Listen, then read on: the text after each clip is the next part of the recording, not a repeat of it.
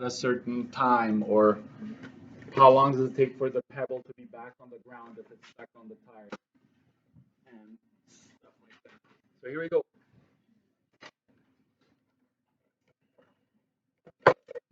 Sinusoidal functions are periodic, cyclic sometimes, or cyclic. Okay, they're periodic. The patterns repeat. That's what that means.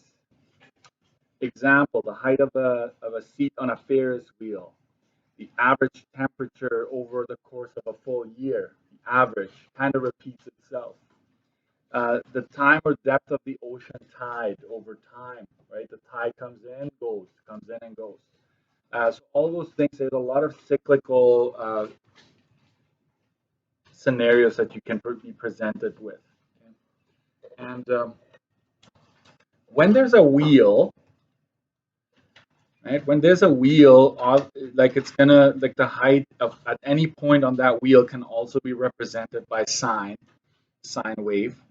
And so you have to think of A, right, is the amplitude, which is the equivalent of the radius of the wheel. Okay, there's the radius of the wheel. And then the diameter, of course, the diameter of the wheel, guess what? Remember, diameter is 2 times the radius? Well, it's 2 times the amplitude. And the period of the function is 2 pi r, right? Usually the circumference is 2 pi r. Maybe I should say that. This is where this is coming from. Circumference.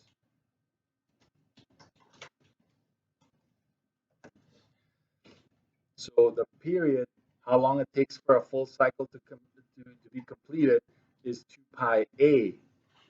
And 2 pi a, because a is the equivalent of radius.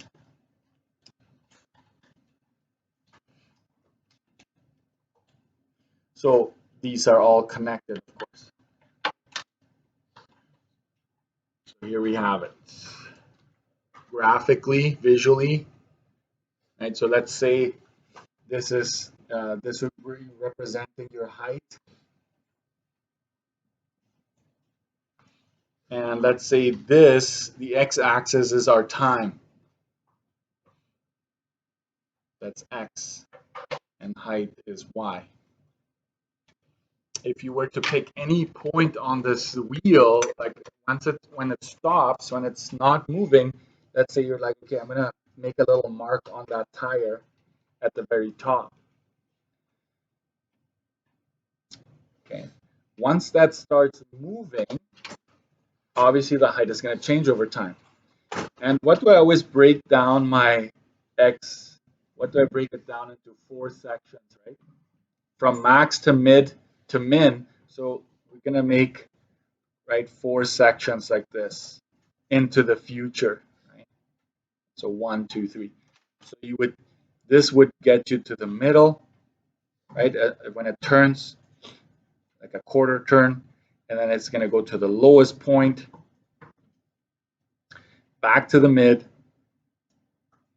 right, and then back to the max. That'd be one full cycle. And remember, this stretch right here, is what we call the radius of the tire, but it's also the amplitude. Okay, that is the amplitude. So we could say that eventually, if you were to graph the height of that mark on the tire over time, it would actually turn into a sine wave. So as this thing moves on the tire, that would be the height of it at any time during, I guess we have one full revolution right here.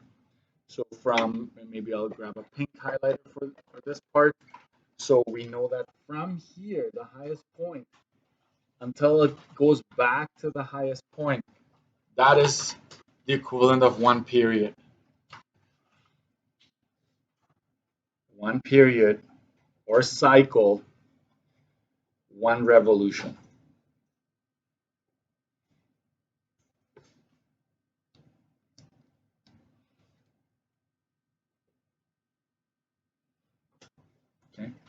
There we go. And then I will say this, that just a note here. In this case, I have time along the x-axis, but it could also be distance, like horizontal distance. Period of one revolution, in this case, represents the time it takes for the tire, for the wheel to make a whole rotation.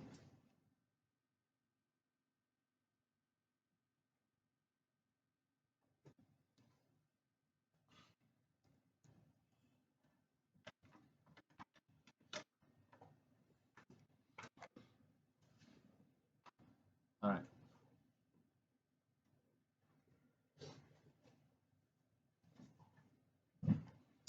If a sinusoidal function has a min of 2.8 and a max of 512, determine the midline, the amplitude, and the period.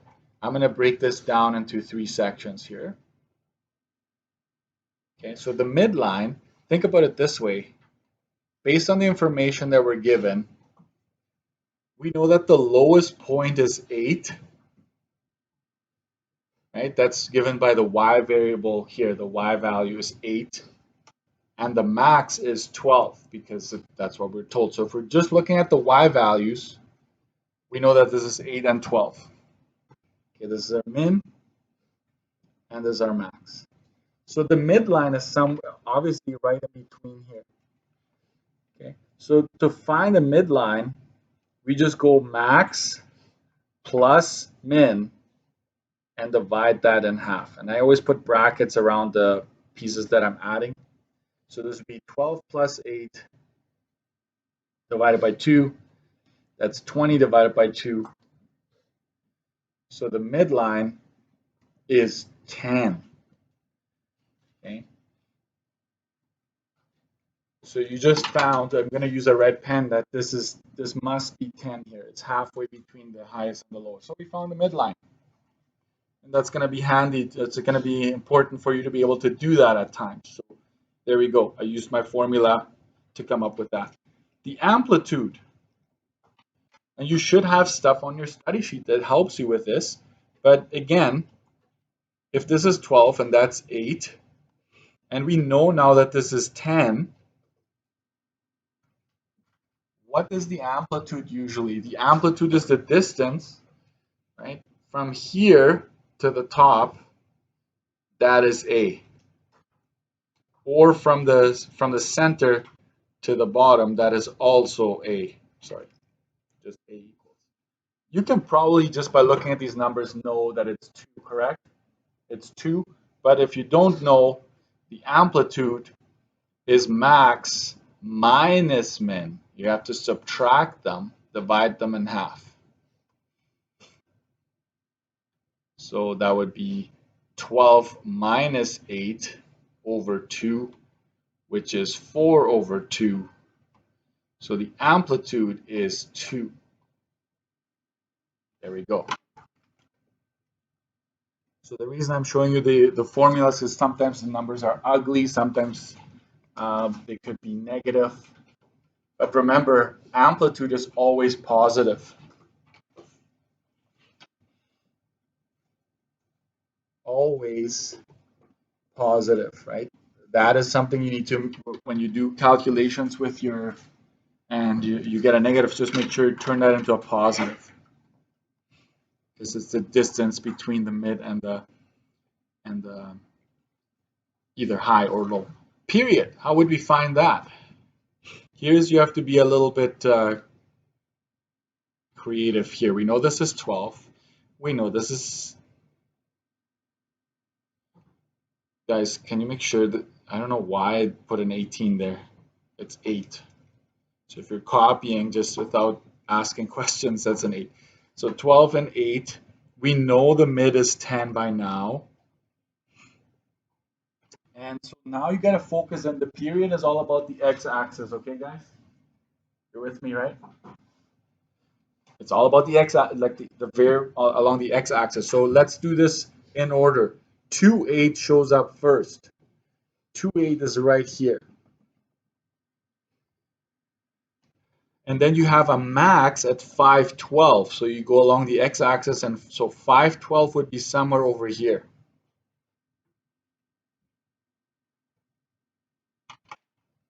Now, you got to imagine your wave, right? It would come down here and then go to the max and then back down, correct?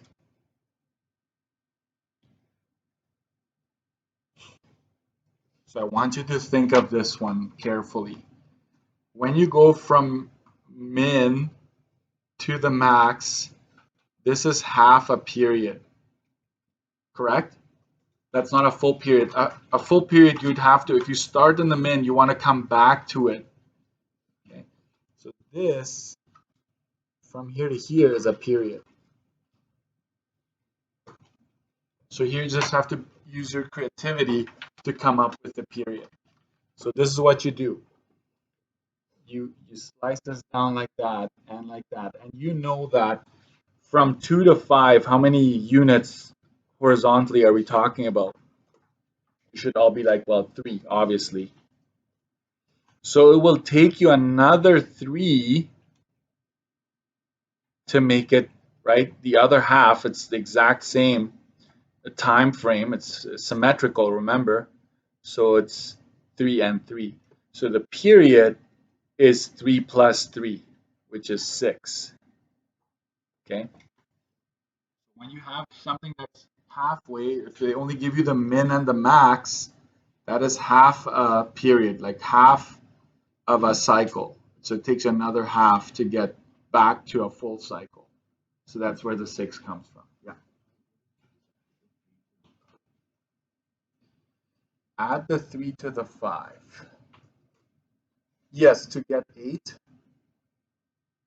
You mean like add 3 units to the 5 to come back down here? That would be 8, 8, correct? Okay.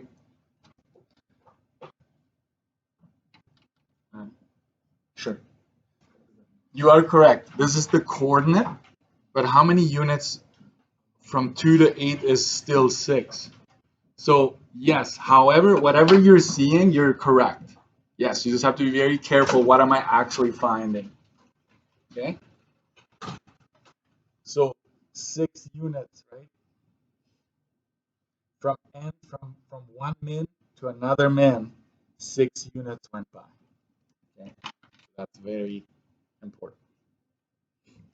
Sometimes they'll say it takes 6 units to go from low to low, right? Sometimes the question will say it, but sometimes it doesn't. So I'm just trying to open your eyes to the reality of what's happening here. Okay. Okay. Let's keep going. Let's do our first word problem here.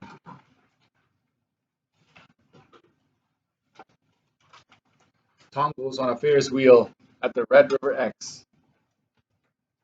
When the ride begins, his position can be modeled by this function. There is your function. You know your A. Oh yeah, this has a twist to it. Highlight that part. I've never seen this on a provincial, but I'm just gonna throw it out there because if it happens, you know how to tackle it. There's something we need to do before we even start. We need to, you know, this 0.5 outside the bracket. You've probably never seen that before. You just need to distribute that out and then get rid of it. Like you do not want to enter it like this on your calculator. So HT is equal to 20 sine, and then half of 0.31415 is simply 1.5707t, and then it's minus 0.45 because half times 0.9 is 0.45 plus 25.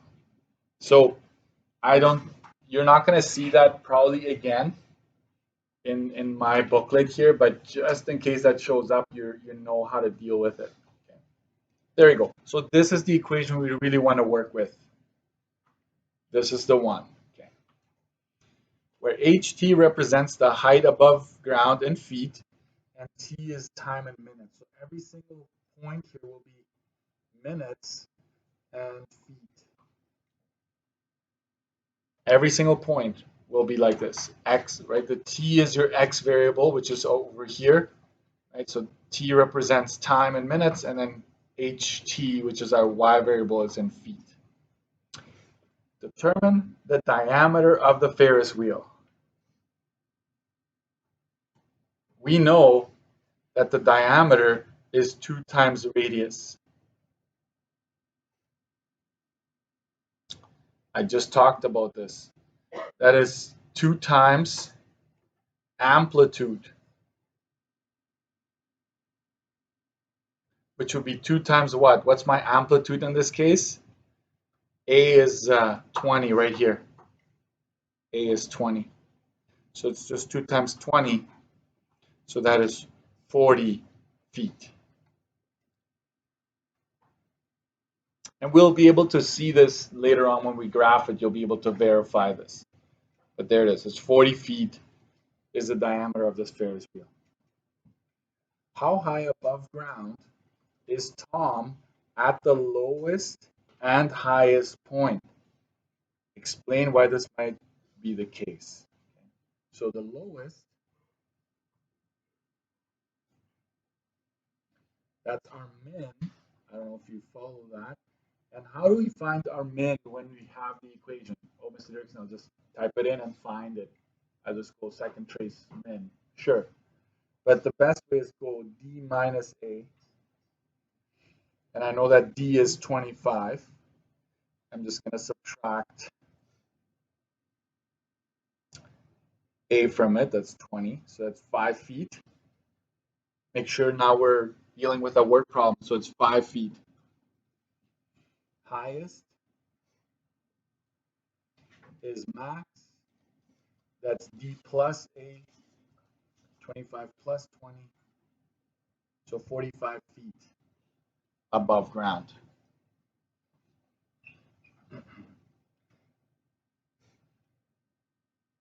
And why is this the case? Why is it 5 feet, right? There's a platform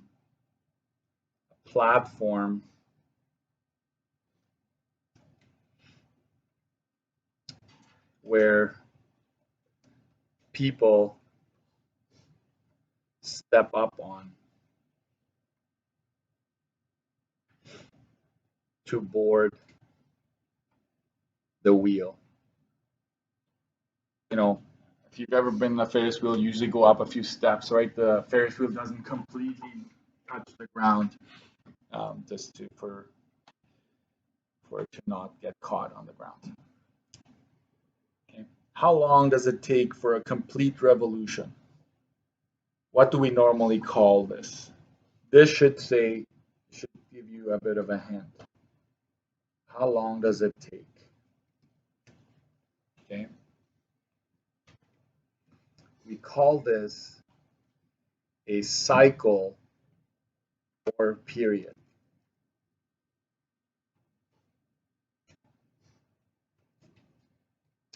And the period is 2 pi divided by b. That's 2 pi divided by b for us right now is 1.5707. And that gives us 4, I believe. I'm just going to double check. So 2 pi divided by 1.5707. Yeah, that's 4 minutes rounded to 2 decimals. So for what? Whatever our x variable is. And that's minutes, right? Since the x-axis represents time in minutes. If x-axis had been like the horizontal distance in meters or feet, then that's what your period would have represented. In this case, it's minutes. So because of the x-axis representing time in minutes.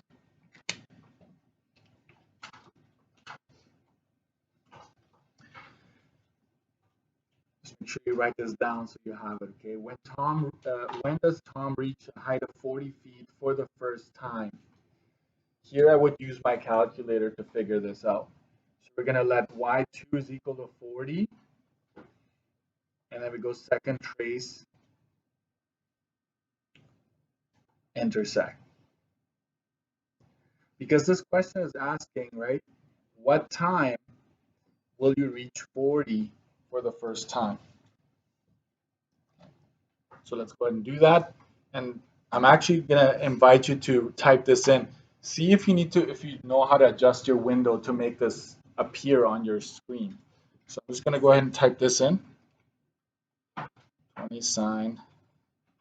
Remember the double brackets. I will have mentioned it on the lesson. Don't do the double bracket mistake, because that will give you a completely different graph. Okay, so I'm going to just hit this. I don't see a thing. Don't see a thing. I'm making sure plot 1, 2, 3 are off because I'm not doing regressions. I'm going to go to my window. And let's see here. Let's do the y min and max first. My min is 5. So I'm going to go to 0. Why not? Y max is 45. So I'm going to go to 50. And then my x min, watch what I do here. My period is 4, correct? I'm going to go to my x max and go 3 times 4. I want to see 3 cycles. And there it is. Okay. There you have your graph. That's pretty good. So we're going to go y2 is equal to 40. Graph it. And as you can tell, it happens multiple times on our screen. But the first time it happens right here, because we start at time 0. So I'm going to have to travel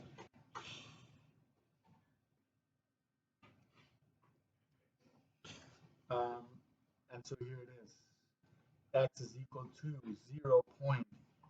0.83. And you just go minutes because that's my time. Okay? It takes 0.83 minutes to get to 40 feet for the first time.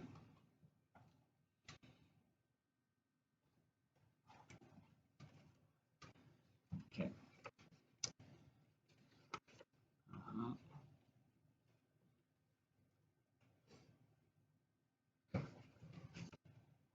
I would like you to try 23 and 24.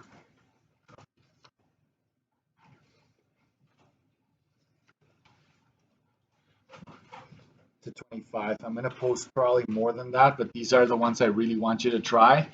Graphing two revolutions. We're going to do that. What's our time here? Oh yeah, we're going to run out of time. We're going to continue this tomorrow, 19 and 20, but I wanted to get you going on word problems. Thank you guys.